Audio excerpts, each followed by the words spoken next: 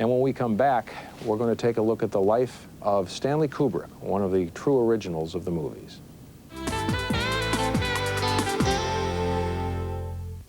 We started out a pretty small business, but it sure wasn't small to us. Are the ones who have such a distinct vision that their names come to act like a kind of shorthand.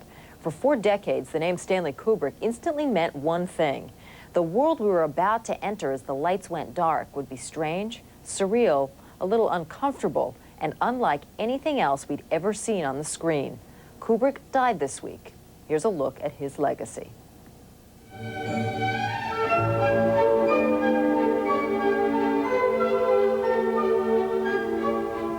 You don't so much watch a Kubrick film, like 2001, as let it wash over you. Kubrick's movies have given us a vocabulary for defining our world. The Ruskies will be making radar contact with the planes. Dr. Strangelove turned the Cold War into black comedy. The Shining captured the family as a house of horrors. Here's Johnny! When Kubrick stepped back in time, as he did in Barry Lyndon, the result was tour de force filmmaking. They're kind of films that define the times they came out of. I mean, he had a stretch of 5 or 6 films, starting with Dr. Strangelove, Spartacus, 2001, Clockwork Orange, Paths of Glory. He understood movement. He loved strategy. I mean, you never saw dollies until you saw Paths of Glory. I mean, he whipped through those trenches. Spartacus was made in 1960, when Kirk Douglas asked Kubrick to replace the original director on the big-budget Hollywood spectacular. It would be the last time that Kubrick would work on a film over which he did not have total artistic control. By the time Kubrick made A Clockwork Orange, he had moved permanently to London.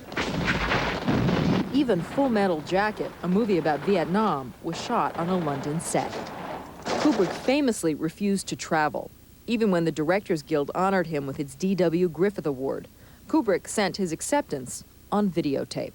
Anyone who has ever been privileged to direct a film knows that it can be like trying to write War and Peace in a bumper car in an amusement park.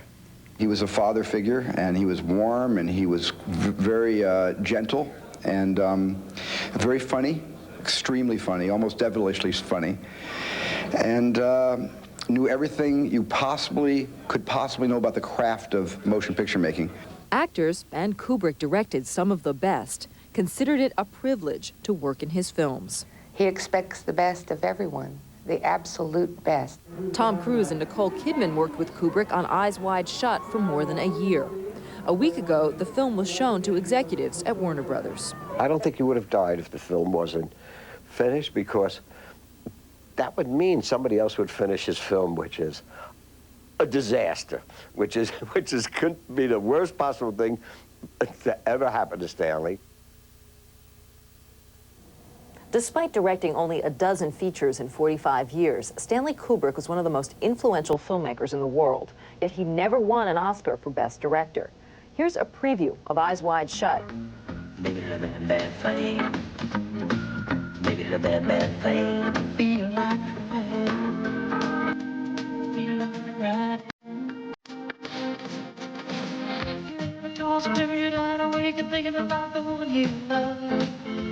Thanks. You ever close your eyes, you make it believe you hold the one you dream. And that was the part we could show on television. The movie is not yet rated. That's it for this week's show. Next week, the envelope, please. 3 days before the Academy Awards, we'll dedicate the whole show to Oscar, with close-up looks at 2 nominees, Roberto Benigni and Ian McKellen, and a special honoree. What you are about to see has not been seen before.